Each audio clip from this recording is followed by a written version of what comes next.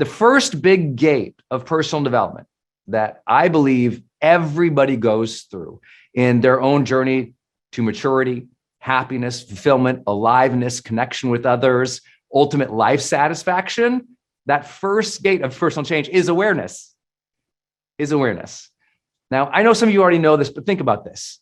In any given moment, we can be aware of our feelings, of our environment, of how our emotions are affecting our minds, of our decision-making, of our surroundings, of God, of universe, of connection to this very moment. In any given moment, awareness can ebb and flow, can't it?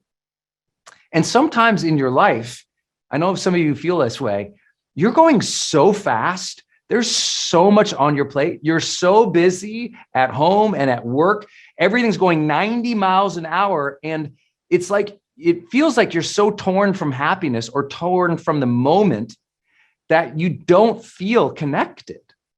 And that is when awareness is sort of out the door. And that's why in the last decade, the topic of mindfulness, went from sort of a subtle art to like a societal need.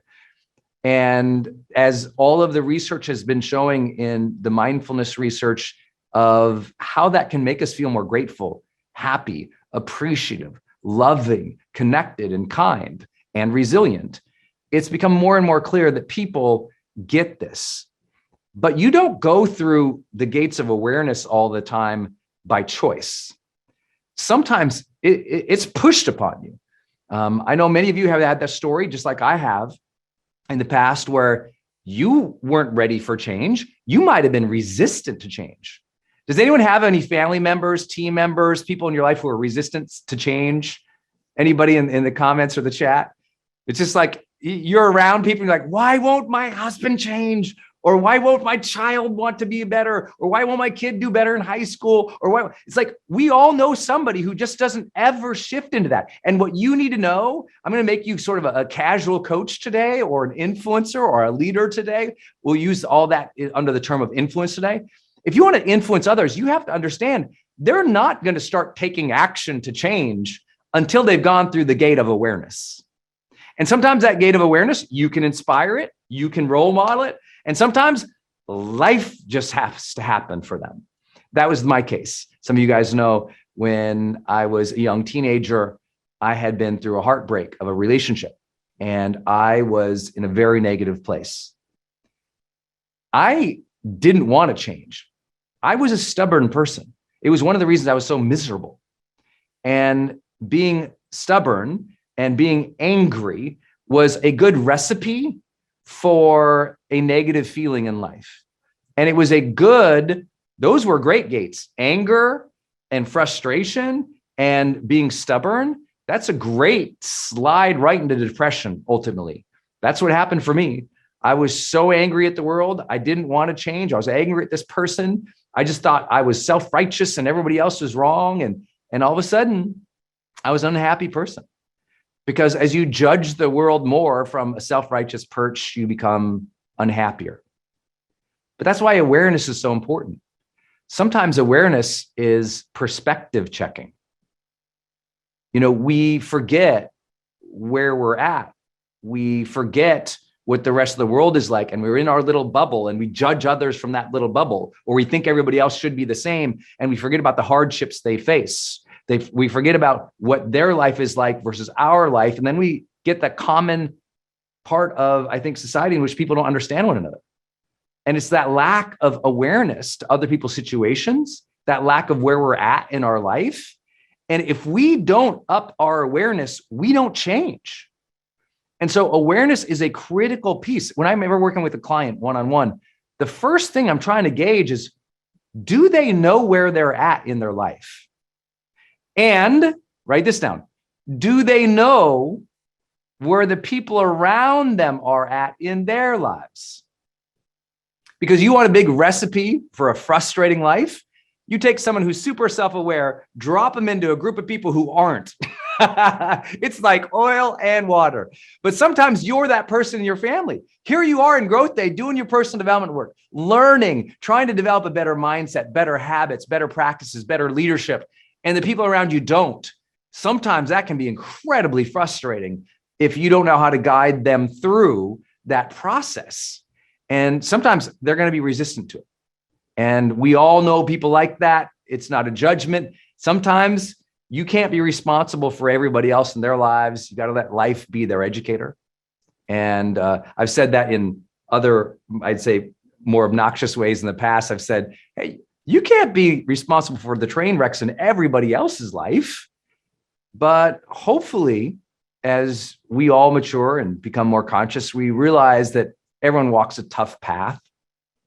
And as we become more aware of the difficulties others face, we become more compassionate, more kind, more thoughtful.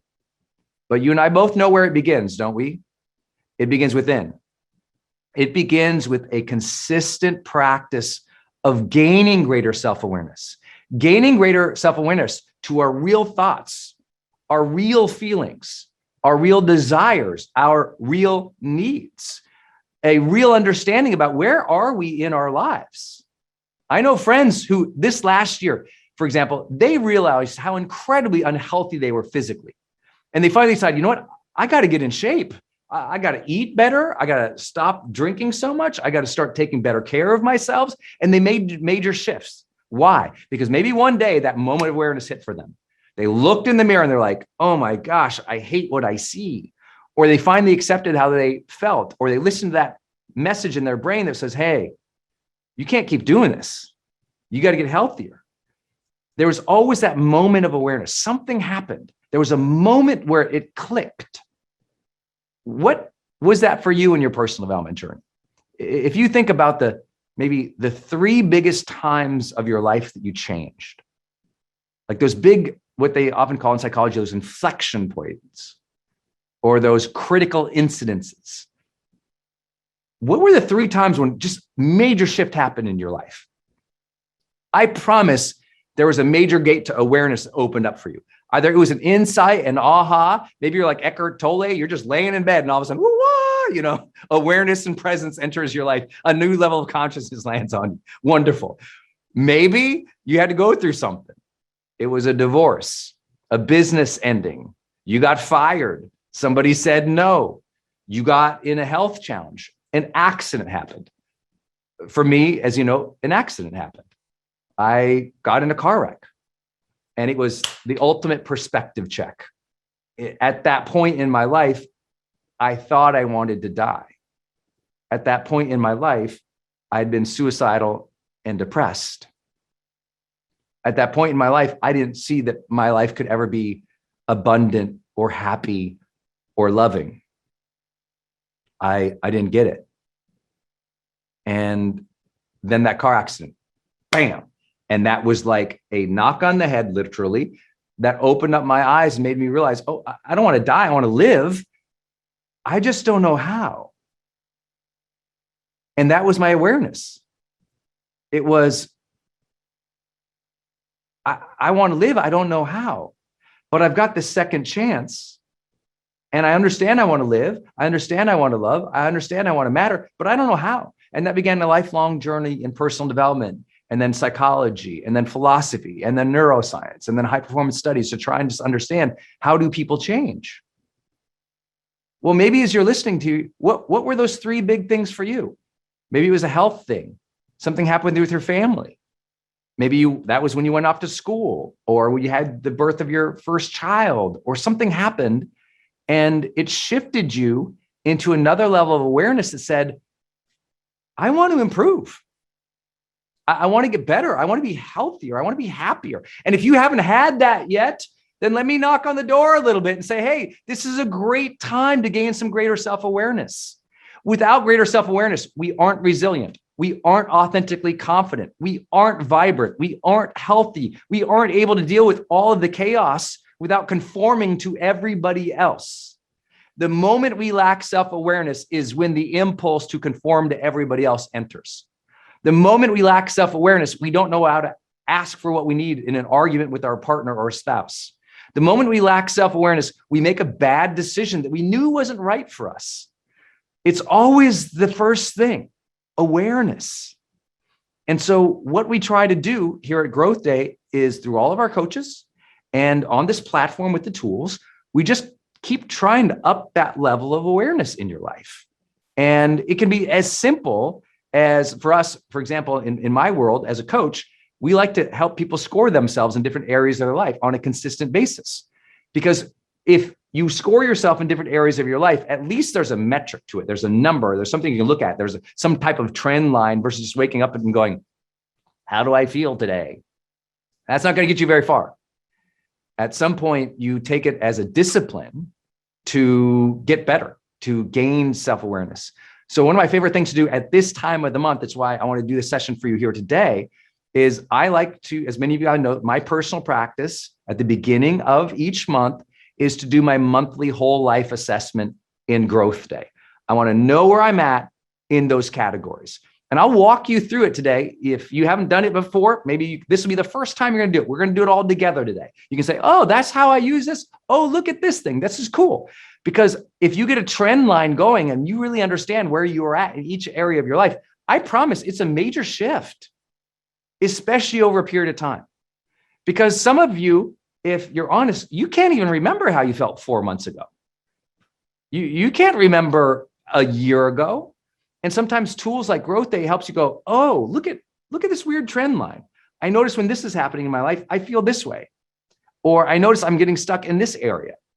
So I'm going to show you today how I actually use GrowthDay and how I'd recommend that you use it for this idea of gaining greater self-awareness. I'll begin today with your life scores section, and I'll walk you through just an example of that. And then I'll talk about what I've seen when people try to change these numbers and when people try to change their lives significantly. And I mean significantly in the sense you can feel it. You know, lots of people, you know, they might change their diet, but they don't feel differently sometimes. Or maybe, you know, they moved to a new city, but there they are. They brought themselves along, right? Or maybe they shifted a relationship, but they noticed the same problems keep showing up. That's because if the same problems keep showing up, the consciousness level did not rise. If the same problems keep showing up, perspective didn't happen. If the same problems didn't keep showing up, then what happens is it's our self-awareness. It's not going up.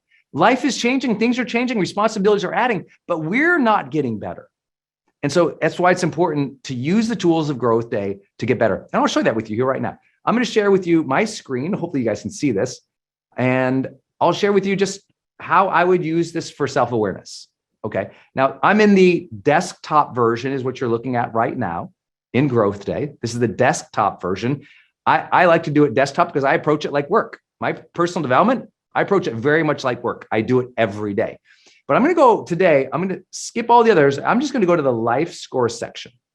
Okay. Over on the left, you can see life scores. So I just clicked in that. And there's 3 ways that you can increase your self-awareness on a consistent basis. Every day, you can monitor 10 areas of your habits. These are your personal development habits. And we chose these 10 because they're the highest correlate in research leading to long-term success, well-being, health, and positive relationships. Okay. Then you see there's the weekly section. That's the middle one. The weekly one is, hey, it's Friday or Saturday. Look back at your last week, gain some self-awareness to it. Score yourself in the major habits of your life. And then the whole life, the monthly whole life section, that's the one on the right. I'm going to go into that one today. And you'll see down here, I can just come over here. Hopefully I can do it. I'm just going to show you what my history looks like. I'm just going to go down and kind of cut to the chase a little bit here for you. But you'll see there's these different areas. If you took the actual test, the assessment every day, you see you score yourself in the area of health. And I'm going to walk through each of these and just ask you some questions today. And if you're in the app, actually, I encourage you while I'm talking, just go through it and take your scores. If you're not in it, I want to just show it to you all so you can start conceiving it with me in your mind. First, your health. Could you please be honest? On a score of 0 to 100%. 100% is this was your healthiest year ever. You were awesome. in your health this year? What grade would you give yourself this year?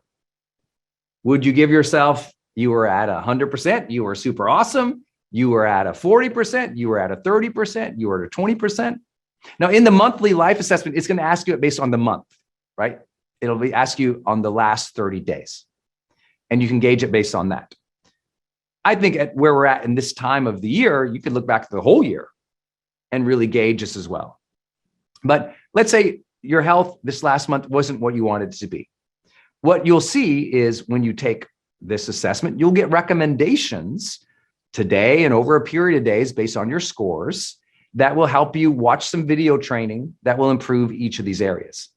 What I'd love for you today to ask yourself is, do you have the energy that is required for you to serve at the levels you desire in your life? This has been a major gate of awareness for a lot of my clients. As a certified high performance coach, we talk a lot about energy. And that simple question, do you have the levels of energy that are required to serve at the levels you want to in life? And I don't want you to just go, yeah or no. Don't make it too binary, yes or no. Instead go, well, if 10 was I could do what I needed to do and serve the way I wanted to do, inspire the way I wanted to, that'd be awesome. That would be there, or it would be lower. What's your score here? This is, again, why I'm asking. I know some of you are in the tool, so you're able to do this as I'm going. Some of you can't, so forgive me as I'm walking you all through it just for today. But I really believe that's a critical question. When I ask my clients that, a lot of them go, oh, no, I'm wiped out. And that simple question, see, a lot of the questions you ask yourself or the questions that are posed to you, that opens the gate to self-awareness, doesn't it? Because some of you, you're working so hard and you're so focused and you're just burning through that no one's asked you to pull back and go, how's your energy really? Is it the energy your team needs to feel? Is the energy your family needs to feel? Do you have the energy mentally and physically to make it through the day and to feel the day and to be happy with the day? That all comes back to obviously your health, but lots of people don't have any health practices.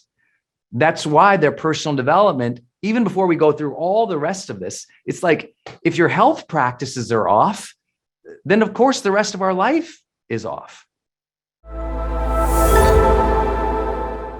Today, I want to start with what we promise in Growth Day and what we talk about in Growth Day, because we have three big themes that we're always working towards in Growth Day. It's this framework that, I teach that I believe is really the drives that we're all after. This is something that we are going to work on together all year.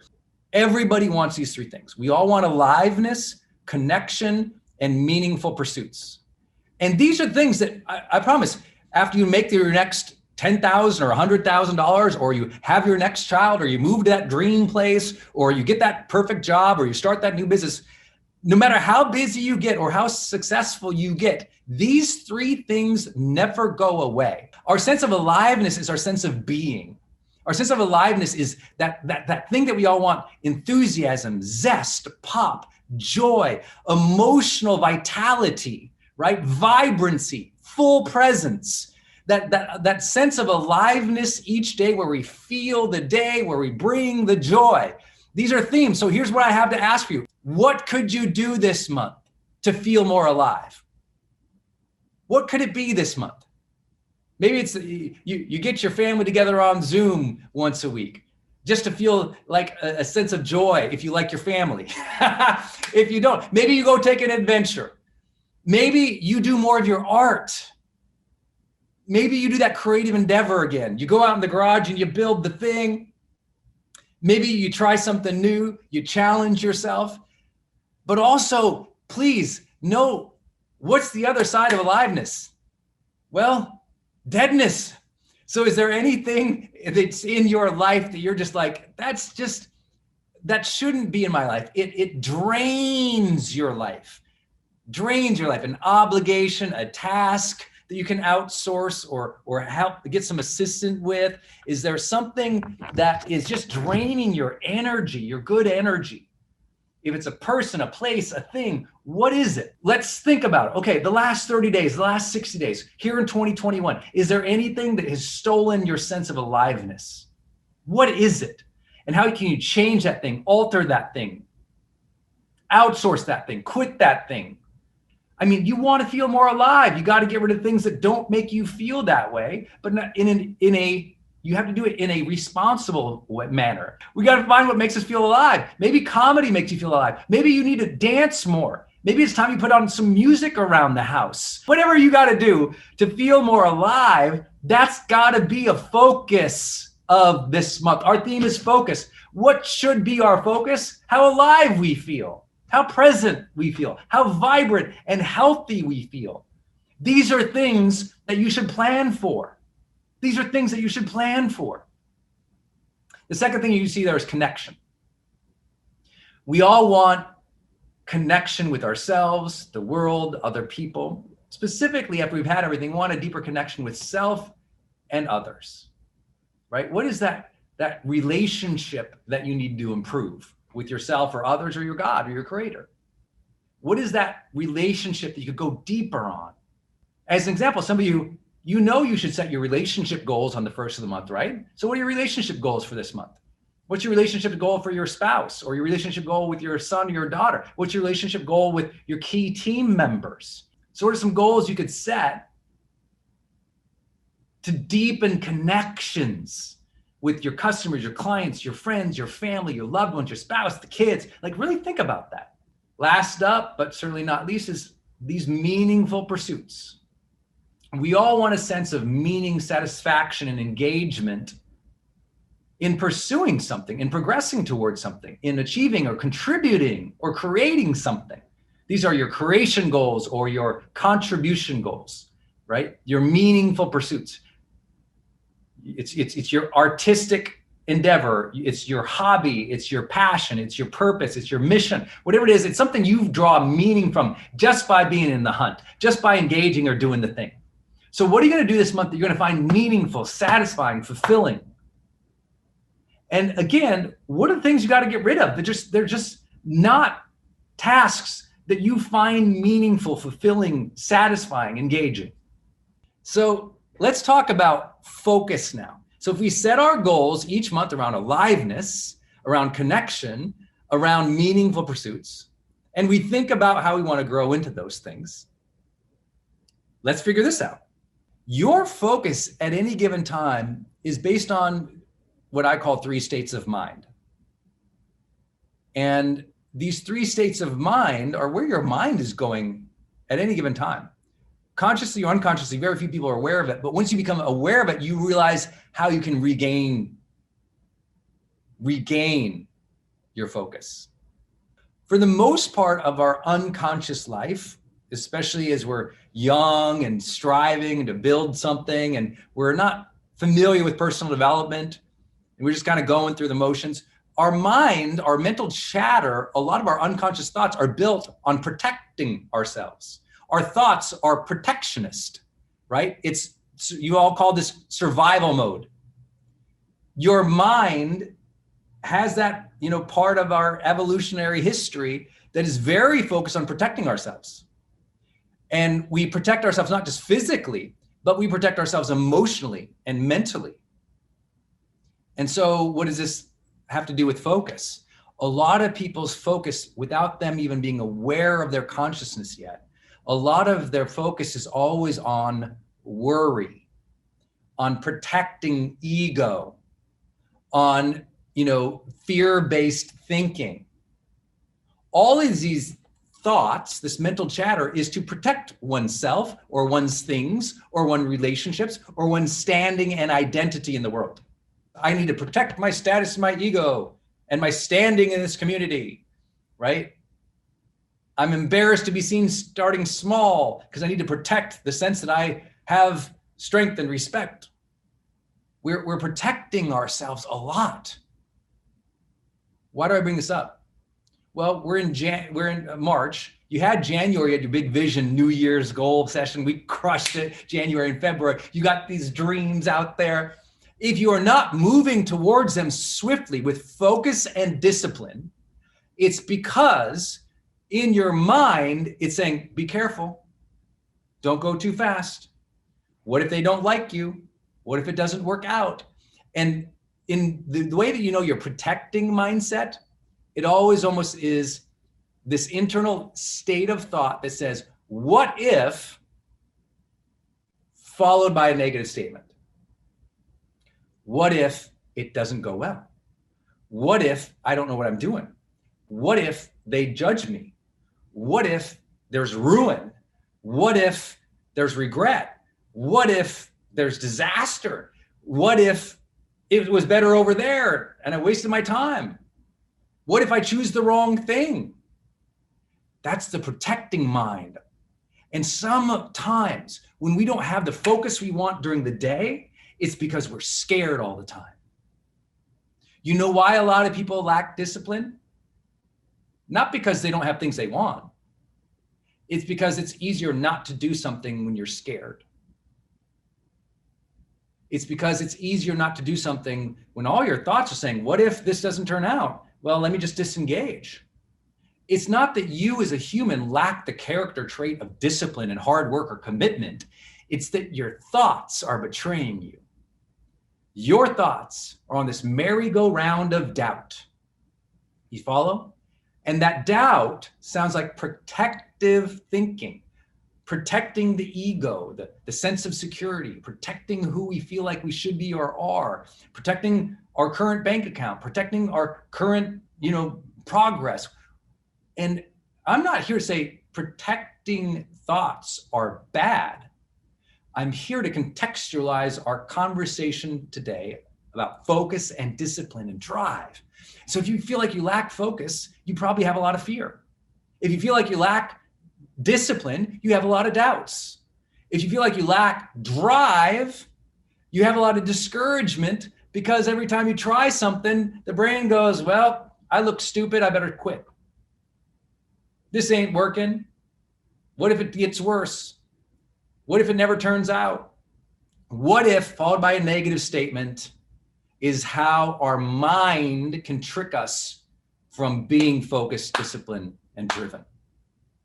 Now listen, thank God our mind has that mental chatter of protecting. It's the thing that keeps you out of going down strange places where your intuition is saying, hey, don't go there. It's what helps you protect yourself in times of crises. It activates the part of you that reacts swiftly and carefully to protect your physical being, right? It's survival mode. Sometimes survival mode is needed when you're in real threat. But I can also share with you, I thought my plane was going to crash. And I didn't allow my brain to go into threat. I heard it go there, and I said, let me choose a different thought pattern right now. Let me turn my focus to something useful. If I'm, and you all, I hope this doesn't sound metaphorical because this is real. If that plane is going to go down when I'm in it, I don't want my last minute or two to be focused on the terror of it. I grab my thoughts back and I start praying and giving appreciation for this incredibly blessed life. I start asking for my family and my friends to know I lived a happy life, for them to continue living a happy and a great life, even if I'm not here. I want to be intentional with that last minute or 2 or 3 minutes. Even though my amygdala is going, holy crap, this plane, the smell, that's still there. But what I'm trying to encourage you is with enough time in personal development, you can override the protectionist things that take away from the experiences that you want in life. We can teach our brain. We can override those things with enough time. I'm not here to say it's easy. I'm here to say it's required for a good life. That's the difference. I don't care if it's easy. I just go crazy when people say, well, Brendon, that sounds hard, or it's easy for you. I'm like, oh, ease is not the goal. Progress is. Ease is not the goal. Consciousness is. I'm not worried about making it easy on you. I'm here to say these are the requirements of a good life. What else? Where else is our brain often? Well, often in our day-to-day, we're actually more in what I call a processing mind, right? A processing mind. What does that mean? Well, a processing mind means it's your thinking mind, right? It's your thinking mind. So what is that? Well, it's you just ruminating on things, thinking through things. Why did she do that? Why do I feel this way? What's next? What do I need? What am I learning here? Why did that thing happen? It's the questioning, inquisitive, curious mind that's just chugging along. It's just going. And that inquisitive mind is wondering how things are going to turn out, or it's wondering what's next, or it's wondering, but here's something to know. Here's something to know. This is also where analysis paralysis happens. We got any overthinkers out here? Anyone? It's thinking and thinking and thinking and thinking and thinking, studying and studying and studying, but not always taking action. Just like you're stuck in processing all the time. Or some of you, something happened last week and you're still thinking about it. It's gone. It should be let go. It should be forgiven. It shouldn't be on your mental dashboard today. You got missions to serve, people to serve, things to do today, but you're still thinking about something that happened. I was in an emergency plane ride on Tuesday. I'm not feeling it or thinking about it today other than to share a lesson with you. It's not like I woke up today thinking about it. No, instead I said, well, that's not going to be useful. Me processing that a million times and running it over and over in my mind, what is that going to achieve? Okay, it happened. Cool. What's the lesson? Great. Move on. And this is so important. Some of you are still feeling the same anger and emotion about something that happened a decade ago. And it's stealing from your aliveness. It's stealing from your connection with other people. It's stealing from your sense of meaning and joy. And you got to get a hold of that. If you got divorced 10 years ago and you're still processing it, get a therapist. And I mean that with not judgment, with joy, to recommend professionals to you. If you're still processing something that happened when you were in high school, when she broke up with you or that person, and that negative thinking or that negative emotional reality is still here with you decades later, raise your hand and be proud about asking for help and getting a professional person to help you work through that. I'm not here to say that we should all be able to get over things quickly. If you've ever studied my work, you recognize I don't lack empathy or intelligence around how the brain works. I get it, right? I've spent my life in human behavior change. I understand it takes time. I understand it needs support. I understand sometimes you don't even know what's going on. And that's why you might need a coach or a therapist, or to at least even voice it for the very first time to your friends, your family, your community. But if you're still processing over and over, replaying things from the past over and over and over again in a way that's limiting your sense of aliveness, connection, or meaningful pursuits, it's time to deal with that thing. Right? Sometimes the most powerful thing in processing is to close it down. What do I mean by that? Okay, that situation, I didn't like it, period. Didn't like it, learn from it, period. And not drag all those emotions into today, not drag all that feeling into today, right? And I'm not here to offer therapeutic advice to you. I'm a coach. But what I'm here to suggest to you is that be aware of where are you stuck on something? Where are you just in forever processing, thinking, ruminating? Because that can also spin your mind into equal deficit as much as protecting. And all of a sudden it's just like, ugh. And what I want to encourage you to do, even in those experiences, at some point we got to shift the mind into progressing, progressing. Okay, what's the next right action of integrity for me? What's the next thing I can do to move the ball forward? What's the next thing I can say to myself to release the past and get on with it? Right? Sometimes we have to interrupt the thoughts and say, okay, what's next? Let me get this old clunky brain here into motion again. And that's what's going to give you the aliveness and the connection and the progress towards those meaningful pursuits. It's like you got to take hold of mine and go, okay, what's the next right action of integrity? Like, let me switch my gears. That's why I have to fill out my high performance planner every morning, because my mind, I'm a nutty professor. I will be in processing and thinking and analytical all day.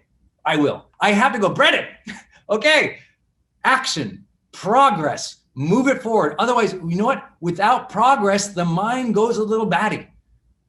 It gets restless. It gets frustrated. Now you get discouraged and sad and upset. But we need a little bit of that progress to sense that momentum, and that momentum gives us more confidence. That confidence gives us more competence. Those senses give us a little more mastery and engagement of the day. But guess what? Some of you, you're in progress mode all the time.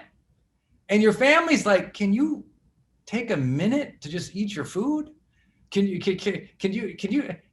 just chill out for 5 minutes to be with your child? Can you just relax one night? Can you just not work till X amount? Or could you please stop putting in the 100-hour work week? Like, sometimes when you're in just action, progress mode, we're in trouble. So all of these things, I hope you hear me saying examples of good and bad, right?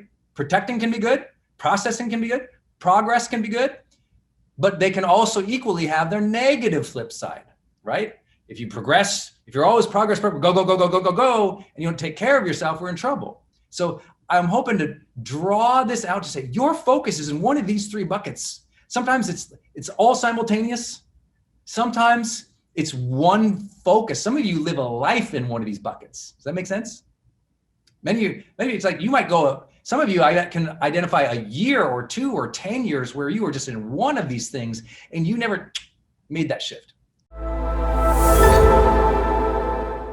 Hey everybody, it's Brendon Burchard, founder of GrowthDay. What's up everybody? I'm excited to share with you today a special broadcast here that we are doing with Mel Robbins on how to finish your year strong. Listen, no doubt this year has been challenging. No doubt this year has been discouraging. There's been a lot of uncertainty and chaos and just negativity. So we're here to serve you up with some great personal development to get your mind right, get your habits in order, get your projects completed, and ensure that you feel that this year ends in a good place for yourself, mentally, emotionally, spiritually, in your business, in your career, at home. I know that's a hard and a difficult challenge, but we're up for it here in GrowthDay. I'd like to start off today with a very simple idea. And so you might take this note down, and then Mel will be joining us. And this first simple idea is for you to do this. I call this 1 more hour on the core 3.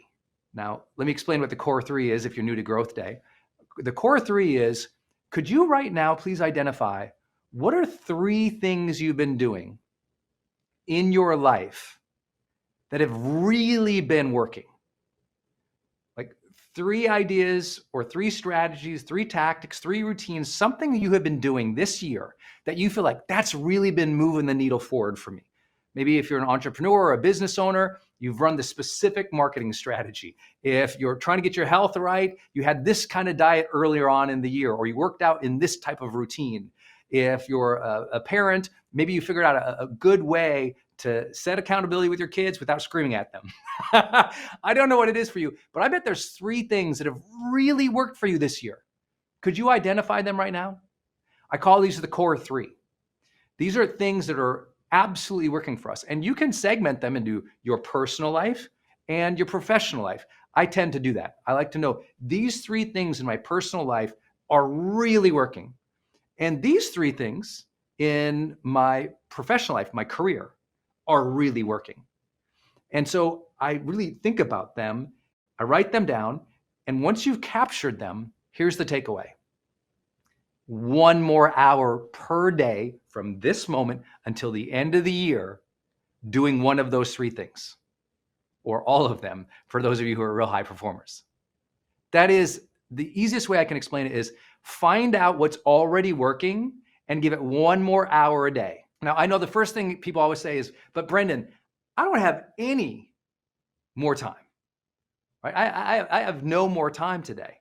And it's like, oh, if you don't have any more time today, we're going to talk about dealing with distractions throughout this episode today, okay? Because most people actually have many more hours a day, but it's being lost in social media, television, and other distractions. So we'll get there. But first and foremost, I want to make sure we can bring on Mel Robbins today. Are you out there in the internets? Hey, I am. Hi, What's Brendon. up? Hi. How are you? I'm so good. Good seeing you. It's great seeing you, and I'm so happy that I was listening in because I love that advice you just gave. I'm like, oh, that's a good idea. I think I'm going to pick one Thank thing you. that's going really well, and I'm going to spend another hour doing it because there's a lot of time that you also have working on things that aren't working. So that's another way to Yes. find time. So maybe I will add to that. We'll ping pong back and forth here. Maybe you should add and eliminate something. So what's actually not Yes. working? That you're banging your head against the wall and it's wasting time. And let's eliminate that and let's then double down on the stuff that's actually working. And I'll share with you what's working for me is I have been wasting my time trying to figure out. We put out a lot of social media content, right, Brendon? And I've been spending so much time banging my head against the wall trying to get this whole calendar filled out and get it all locked and loaded and micromanage everything. And it takes so much time and it's painful. And nobody on my team looks forward to actually having the social media review meetings because we're all like, ah. And what's really working is going live. Yes. Why am I not going live more often? That's really working. And so you just gave me an enormous breakthrough about how to finish strong this year by doubling down on what's going right and eliminating something that is going wrong. And you can tell here's a piece of advice from me now. Use this high five habit to make decisions about what's going right and what's going wrong. So anything that you I want to love high that. five, you know immediately what is the part of your day or the things that you're doing that you would like high five because you love doing it, because it's going well, because the momentum is there. And what are the things that, oh my gosh, the last thing you want to do is high five that because you don't want more of that in your life. It's a simple way to make this elimination and this double down happen. I love that. I love that. Because listen, there's other things going on in your life that you want to high five yourself for or high five others, or you want to pull your hair out on. And this is the time. Listen, there's so little time left in this year, people think. But I'm like, oh, you can do a ton in 3 months. If you really focus, listen, I've written a book in 3 months. I've launched a software program in 3 months. You know, I've done 20 city tours in 3 months. I mean, many of you guys have had children and you've done, I mean, if you think about how much can happen in a 3-month period, you'd wow yourself, but you got to narrow, you got to zoom in. And I love that. Eliminate the things that just aren't working and aren't giving you momentum. And it doesn't mean you need to kick them out of your life for the rest, kick them out of your life forever. But maybe you say, you know what, for this next 3 months, these next 90 days, I'm going to parking lot those things aren't working. We'll revisit them in January. For now, I'm going to double down on what's working. I love that. I love that. So let's talk about what we've covered today so far in finishing the year strong. I started with my first strategy I'll share with you here, which is my core 3. Identify the 3 things that have worked for you this year. And I don't mean just maybe are working now. The 3 best things that worked for you this year that really moved the needle in your personal development or your career, business, family, health. I like to break it down into these 3 things worked really great in my personal life. These 3 things worked really great in my career, my business. And I'm asking you to spend 1 more hour per day on those needle moving activities from here to the end of this year. Now, I promised I'd address something that always comes up. People go, Brendon, I don't have another hour a day. And I'm like, most people do. Did you know the average American spends 4 hours watching television a day? Did you know the average American puts over 2 hours on social media scrolling or engaging in social media per day? Now, I'm not saying that there's not great television. I'm not saying that there's, not great social media, but I'm saying if you are going to engage those things, you have a choice. Number one, what's the quality? Is it something I'm going to engage that's empowering, going to inspire me, going to lift me up, or just distract me or numb me out? And second, how many hours am I really spending doing that?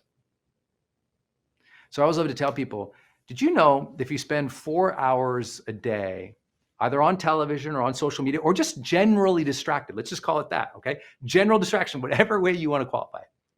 Let me ask you this. Did you know that 4 hours distracted a day, that ends up being, basically a full work week per month gone? That's crazy. Over the course of a year, because of the collateral damage from that, it tends to be, listen to this, it tends to cause over 3 months of lost time. That's 3 months either in front of the television, social media, or what they call the collateral distraction damage. Collateral distraction damage. This is done from the world's largest studies on productivity. What they found is when you get distracted from a major needle moving activity, you're doing something during the day, it matters. You get distracted by somebody, by social media, or you engage in something else that wasn't not that specific task that you had blocked time for. The average time to get back into that task, or the average additional time to complete the task, is 2 more hours. So think about that. I mean, I'm sure you've done it before. You were writing something and it was really important to you, and the kids came in because you haven't set the boundaries yet. Or maybe you were writing something and something happened. You answered this random email and you went down this wormhole of YouTube videos. And all of a sudden you kind of like, you went down this, you were doing this one thing. These things happened and you looked up 2 hours later and you're like, oh my God. You look at the time, you realize, oh my God, I've lost all this time. You see that you're naked and you're like, what happened to me? It's like this wormhole of time and distraction that goes away. That's what happens. You lose that much time, 4 hours a day, that's a week a month. It ends up being on average about 3 months a year that people lose. So I don't want you to lose these next 3 months. I want you to get them back. And I'm not asking for much. I'm asking for 1 more hour just doing the things that work. That's not adding to you. That is amplifying you. It is saying, what is already working this year? Let me double down on that. So if you're an entrepreneur or a marketer and you did this one type of campaign, but now you're all these distracted. No, what worked this year? What moved the needle? What got the income? Do that again. If you find yourself in your personal life, what's really working in your relationship is that, the best times you had this year were your date nights, but you're not frequent about them. You're inconsistent about them. Put them back in 1 hour.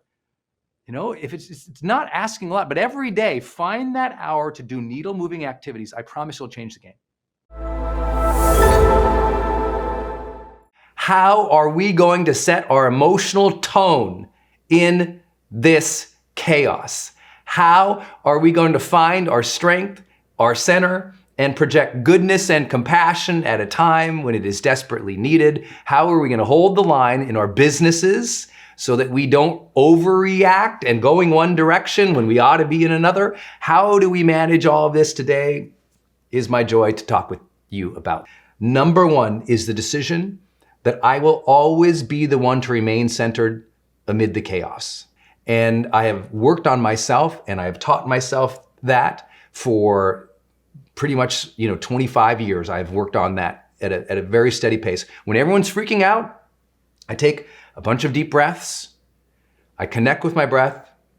I make sure that I'm keeping perspective. But ultimately that decision to I will be centered amid this means for me that I will choose the emotional tone and my attitude as I am dealing with uncertainty or chaos.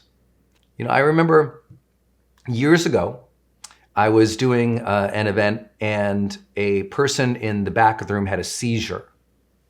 And literally they fell out of their chair, and on the ground they started having a full physical reaction to the seizure as well, where they were shaking, and it was terrifying for the people around them.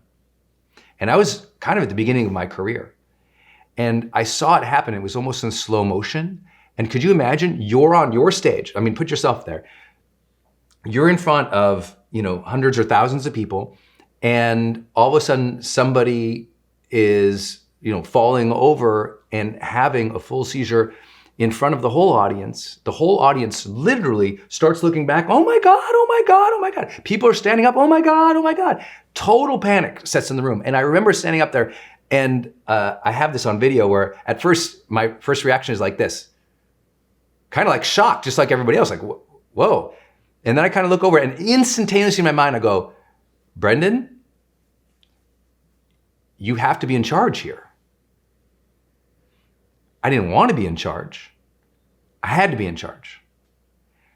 And my mind immediately said, two choices here. Join the panic, or stay stable and strong and present and connected with what's really happening.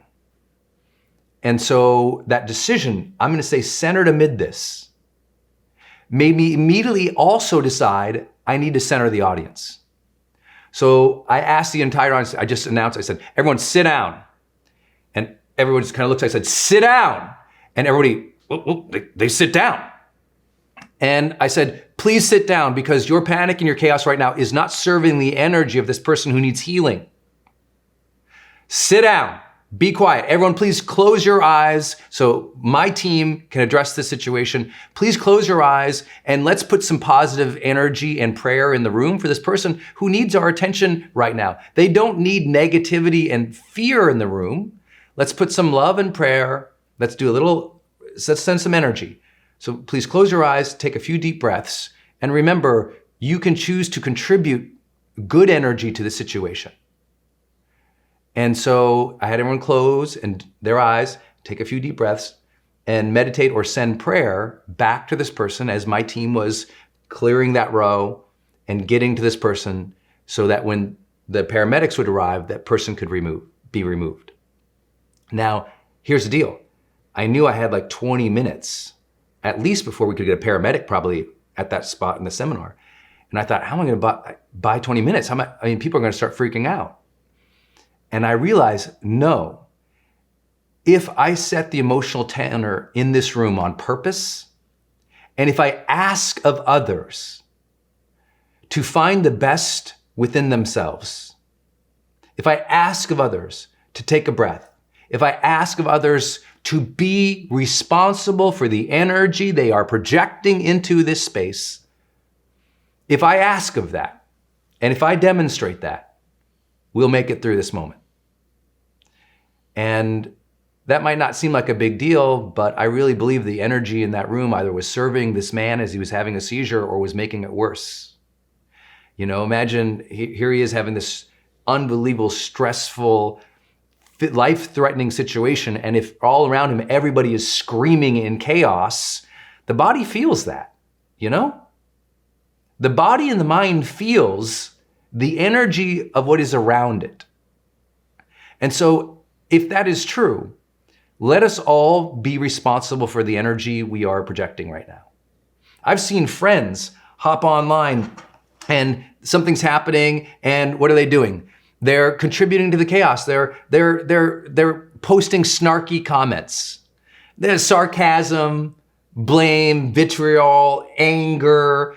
And I'm not here to say that we can't use our social mediums to contribute to an argument or to make a case, but every word has a tone to it. And the tone that we are setting in reply to chaos either furthers the chaos or it levels it.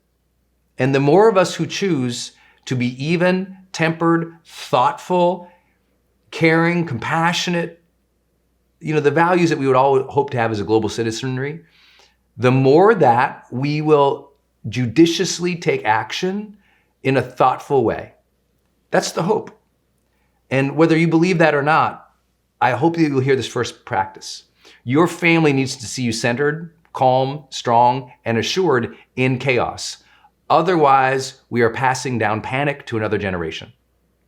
It's sad, in my view, that we have a world that is so connected, so potentially capable, so well informed, and yet we still have people who overreact. Now, I'm not saying that overreaction isn't something you would anticipate, but there's a difference between overreaction as in taking action to overprotect, like doing something useful to shore up things, versus an emotional overreaction of fear. You can deal with really difficult situations without the negative range of blame, vitriol, hate, and anger. Now, I know I'm preaching to the choir, but I'm just here today to touch base with you. You can set that emotional tenor. Let's all do a better job at that. Let me give you a couple examples of how I'm doing it right now.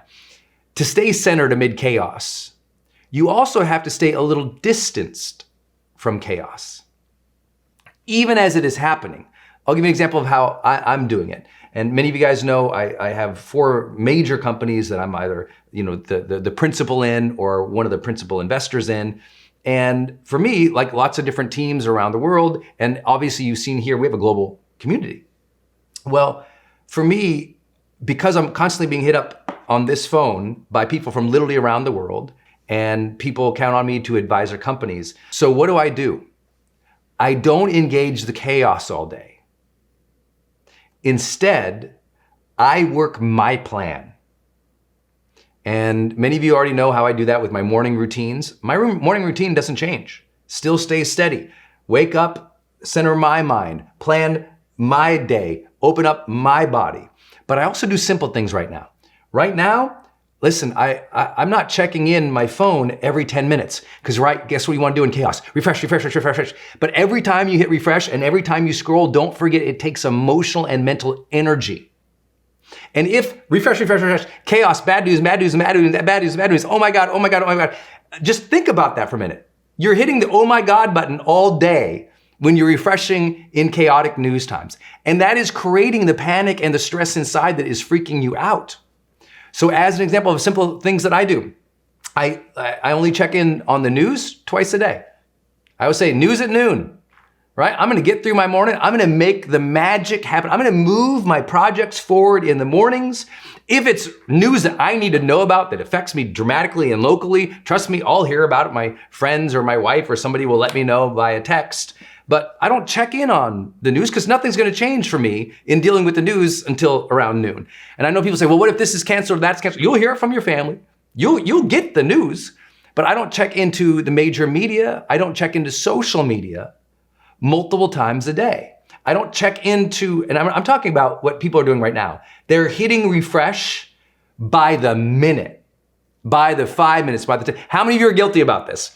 How many of you have been addicted to refreshing in the last 72 hours, right? It's easy to do that when there's chaos, but that's also the most important time not to do that for your own psyche, right? That's the most important time to separate yourself from chaos versus what do? Reconnect to it every 30 seconds? Think about what that does. You cannot, doesn't matter how conscious or intelligent or brilliant or meditative you are, if you check into, oh my God, bad news 24/7, there is no human that does not start to shape your emotional reality. No human alive. The Dalai Lama couldn't do it without feeling that emotion if that's what he did 24/7. And right now, that's what we have people doing. And so what is necessary is to stay absolutely informed, but realize not a whole lot is going to shift in periods of time throughout the day. Now, I know it depends on what you do and how you respond in your career and where your family is and all these things. No question. So here's what I'm going to suggest to you. To stay centered in the mid of the chaos, you choose how much you check in. You choose. And then at a conscious level, I'd say back it up a little bit. So, however, you're like, I gotta check 20 times this hour, but I'm like, okay, I appreciate that feeling and that concern. So let's just back. Could we check in just 5 times in the hour so you can actually get something done? So please don't think I'm saying don't be involved or don't be informed. I'm saying don't let the chaos eat you alive, because listen to this statement. Chaos inside grows as checking in on the outside grows, right? The more everyone's freaking out and the more you listen to all of it, the more it infects you, because there is also another contagion going on right now. And if you've studied neuroscience with me for a while, or you've been with me in this community for a while, you know how much we talk about emotional contagion. Energy spreads. It's like, listen, we can act without losing our center. We can act without spreading fear. We can act without the anxiety. Like the stuff that I have to take on a daily basis, if you saw it, you'd be like, oh my gosh. But I choose not to address it with anxiety. I choose to be in center of my emotional reality, the chooser, the captain of the ship.